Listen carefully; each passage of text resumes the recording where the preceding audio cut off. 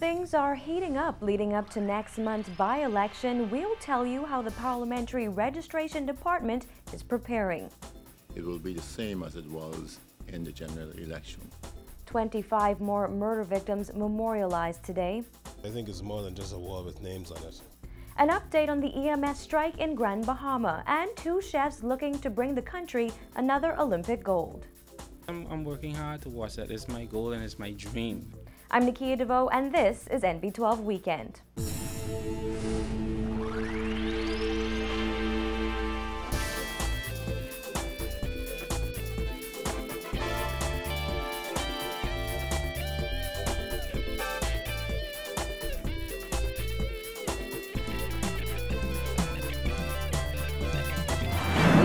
Welcome to NB12 Weekend. Thanks for spending your Sunday evening with us. Now that Prime Minister Perry Christie has revealed when the North Abaco by-election will occur, work can begin on preparing that constituency for another poll. Paige McCartney tells us in this report that preparation has already begun and is quite simple, according to the Parliamentary Commissioner.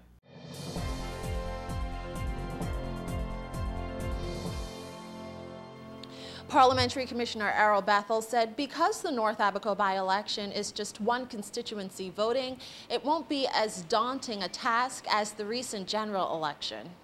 The race is now on for a candidate to fill the seat left vacant by former Prime Minister and Member of Parliament for North Abaco, Hubert Ingram, months after the May 7th general election. Prime Minister Perry Christie's announcement that the North Abaco by-election would be held sometime next month signaled the start of preparation for another poll for the Parliamentary Registration Department. However, according to Bethel, there's not too much preparation before more than 4,400 North Abaco residents head to the ballot boxes. He said about 70 people will be needed to man the 12 polling stations on voting day, but that's the majority of the prep work. You're dealing with a register that was just compiled this year as opposed to a register that might have been compiled, say, 3 years before.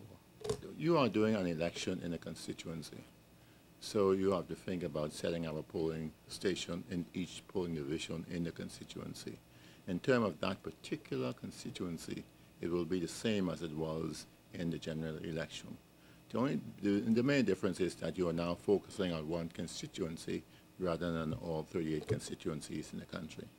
Bethel could not say how much the by-election would cost to conduct. The last by-election took place in the Elizabeth constituency in February 2010. The PLP's Ryan Pinder won by 3 votes, but only after challenges were made in election court. Bethel said he doubts there will be much opportunity for that during this by-election. I think it becomes more difficult in the Family Island, generally speaking, because people in the islands generally know who the people are who live there. It is more difficult in an urban area to be able to monitor people in a constituency. That would be much more difficult. But once you're dealing with a Family Island constituency, say for instance, if I deal with polling division number 1, it's difficult for somebody to come and say, I live in Grand Key, if they don't live there. It's very difficult to do that because everybody in Grand Key will know who the people are who live there. Although the register remains the same, Bethel said there will be slight changes to account for any persons who would have died or may have recently moved into the constituency. Persons who were registered for the general election and who still reside there and who are, they have the right to vote in that constituency once they have not moved out for more than 12 months. Other than that, you can add to the register by 1, new people registering, those who have just turned 18 perhaps, or persons who were living in the constituency and did not register for the general election, or people who have moved into the constituency and have been there for more than 3 months. They have the right to be transferred into the constituency. Reporting for NB12, I'm Paige McCartney. Well, not too long after the North Abaco by-election, the government intends to send Bahamians back to the polls, this time to vote in the proposed referendum on gambling. The governing Progressive Liberal Party promised prior to the May 7th general election that it would hold a referendum before the end of the year. Prime Minister Christie maintains that the government will keep its promise. That means there would be 3 major polls for the Parliamentary Registration Department in 1 year. Parliamentary Commissioner Errol Bethel said that poll should also be quite simple. You're looking basically at the same procedure as a general election, because you're talking about an election in each polling division in each constituency. That's basically what you're talking about. In terms of preparation leading up to a large extent, you can use the same people you used last time. So in terms of, say, your meetings and that sort of thing, you may not need as many meetings to prepare for it. And definitely you do not need to be all over the country registering mass numbers of people, because the register is basically intact. Okay, and you will not be you're not even too concerned about whether people transfer, because wherever you reside in the country, you have the right to vote in a referendum.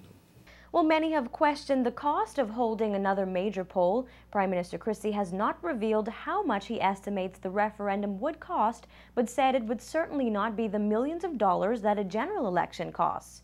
The Prime Minister has also promised to reveal more details on the referendum closer to the date. So far, he has only said that consultants from the United Kingdom have been hired to advise the government on how to set up a national lottery in the event Bahamians vote in favor of one. Christie has also said that he wants to hold a constitutional referendum early next year before the nation celebrates its 40th anniversary of independence. Well, in other news, the names of 25 murder victims added to the memorial wall at New Covenant Baptist Church. The plaques were revealed today during an emotional ceremony with loved ones after a special church service for the victims' families. One by one, family members of men, women, and children murdered over the years went to view the names of their loved ones taken from them too soon. Tears were shed and hugs were shared as the families laid wreaths and flowers at the wall and remembered the victims. Among the new names on the wall is Horatio Smith, who was killed in 2008. His family joins the many who come together every September to pray for justice. This is the first time I put him on the wall, and it's bring back memories so fresh. And it's so painful. Let us pray to God that justice be served, not just only for me, but for all the family members who had murders done even before his time, and pray that God will continue to heal us. And let's thank God especially for the message from Pastor Simon Hall. It bless our soul and comfort us. For we know God is a healer, and in time, justice will prevail. It brings great honor to the person, but especially my brother, because, you know, me and him was close, and like my mom say, every day we talk about him. It's so important for the process to revere our loved ones, and it's so important for all of us to get together and to know one another. There are now over 200 names on the wall. Senior pastor of New Covenant Baptist Church, Bishop Simeon Hall, said that the wall was created by the church to bring about social consciousness. According to Hall, the best thing about the wall is that families have a place to come to and let the emotions out. The church wanting to stand with grieving persons. It's a graphic testimony as to the tragedy of murder in the country. You can see that we're allowing people to vent and to cleanse their soul for the person who has been murdered. Now, how they died or who they were is not my business, but they are some mother's child, some father's daughter, and we are a church. We stand with people, commiserate with them. And so the wall has become a tradition now. Also on hand for the unveiling was Minister of National Security Dr. Bernard Nottage. Nottage said the wall is much more than a monument with names on it. He said he hopes that when Bahamians view the wall, they're moved to become better citizens and to do their part to put an end to violence. Nottage vowed that the government will do its part. People ought to see this not just as a monument, but rather as a beacon, a call for help, a call for hope, and a call for renewal. I'm hoping that the message that comes from this to young men would be to reflect on their lives, the things that they are doing, and seek, with God's guidance, to have a life that's more productive. I think that there's a great need for parents to take more interest in their children and what they're doing, to prepare them for adulthood. I think there's a need for the school administrations to look at what they are teaching in schools, to see whether they can have a curriculum that young men are interested in. A murder suspect arrested by police yesterday in connection with a murder back in March. Officers are questioning a 20-year-old man of Hospital Lane about the death of Clyde McKenzie. The 23-year-old, shown here on your screen, was shot to death outside his home on Wiley's Close off Market Street on Wednesday, March 21st. According to police reports, the suspect was arrested around 11 a.m. yesterday at his residence on Hospital Lane.